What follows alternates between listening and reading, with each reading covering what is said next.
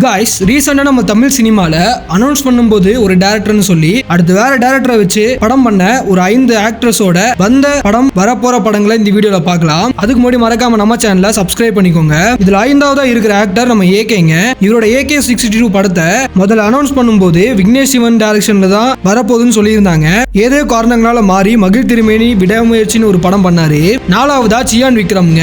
இவரோட 63வது படத்தை first Madonna Ashwin தாங்க டைரக்ட் பண்றதா அனௌன்ஸ் பண்ணிருந்தாங்க. ஆனா இப்போ போடி கே ராஜ்குமார்ங்கிற ஒருத்தர் தான் டைரக்ட் பண்ண போறாரு. 3ஆவதா நம்ம STRங்க. இவரோட 49வது படத்தை ராம்குமார் பாலகிருஷ்ணன் தாங்க டைரக்ட் பண்ண போறாருன்னு பூஜை எல்லாம் போட்டிருந்தாங்க. ஆனா இப்போ அந்த STR49 படத்தை வெற்றிமாறன் டைரக்ஷன்ல அரசன் வரப்போகுதுங்க. அடுத்ததா விஷாலுங்க. இவரோட மகுடம் படம் பாத்தீங்கன்னா அனௌன்ஸ் பண்ணும்போது ரவி அரசு தான் டைரக்ட் பண்றேன்னு சொல்லியிருந்தாங்க.